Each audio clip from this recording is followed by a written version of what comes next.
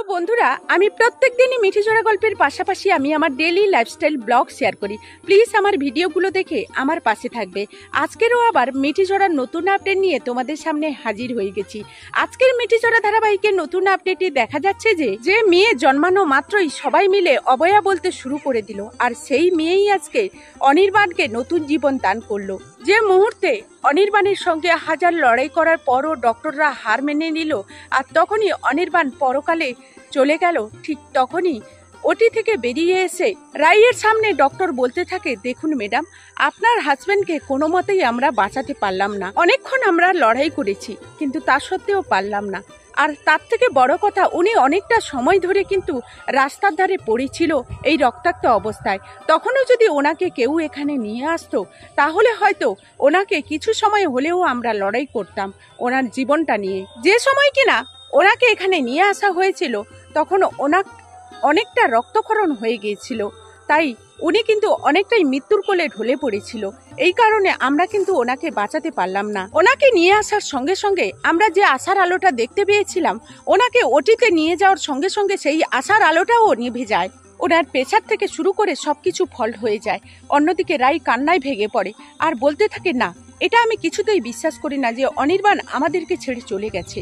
অনির্বাণকে আমাদের কাছে ফিরতেই হবে। আমার দিকে না তাকিয়ে হলে ও ঠিক আছে, কিন্তু ওর সন্তানের দিকে তাকিয়ে হলেও ওকে যে করে হোক আমাদের দিকে ফিরতেই হবে। ও আমাদেরকে একা রেখে এই পৃথিবী থেকে কিছুতেই চলে যেতে পারে না। তখনই ডক্টর বলতে থাকে, প্লিজ ম্যাডাম, আমরা বুঝতে পারছি যে আপনার কন্ডিশনটা ঠিক এখন কেমন। আপনি নিজেকে সামলানোর চেষ্টা করুন, প্লিজ আপনারা ওনাকে সামলানোর চেষ্টা করুন। এটা বলে যখন ওখান থেকে ডক্টর চলে যায়, ঠিক তখনই স্রোত থেকে শুরু করে রাইয়ের গোটা পরিবার যখন রাইকে সামলানোর জন্য ব্যস্ত হয়ে পড়ে, তখনই অনির্বাণের বাবা মা ওখানে চলে আসে আর বলতে থাকে, যেদিন কিনা এই মেয়েটা জন্মালো সেদিনই আমার ছেলের মৃত্যু ঘটলো। এই মেয়েটা আমার ছেলের জন্য কতটা অবয়া অলক্ষী সেটা তো প্রমাণ করেই দিল। তখনই রাই বলতে থাকে, খবরদার, আপনি যদি আমার এই সদ্যজাত মেয়েটাকে অবয়া বলার চেষ্টা করেন, অনির্বাণের মৃত্যুর জন্য আমার সন্তানকে আপনি দায়ী করেন, তাহলে কিন্তু আমি ভুলে যাব আপনি আমার গুরুজন। অন্যদিকে রাইয়ের মা বলতে থাকে, দিদি, আমি বুঝতে পারছি আপনি আপনার ছেলেকে হারিয়েছেন, তার জন্য আপনার মন খারাপ করছে, কিন্তু আপনি এটা তো ভাববেন যে যে সন্তান তার বাবাকে হারিয়েছে, সেই সন্তান কিন্তু আপনাদের ছেলের বংশধর, সে স্মৃতি বলতে পারো, আর তাকে এরকম তুচ্ছ তাচ্ছিল্য করছেন কি করে আপনি? তখনই অনির্বাণের মা বলতে থাকে, অভয় বলবো না তো কি বলবো বলুন তো?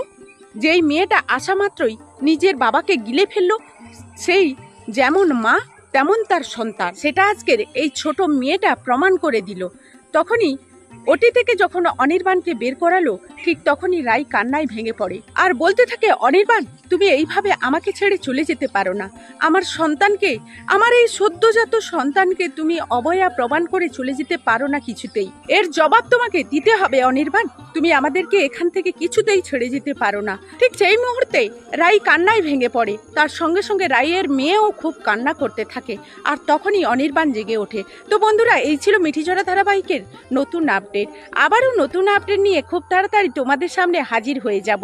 তো আজকের মতো এই ভিডিও থেকে বিদায় নিচ্ছি, ফিরে আসছি নতুন আবার কোনো ভিডিও নিয়ে। ততক্ষণ তোমরা সবাই ভালো থাকবে, সুস্থ থাকবে।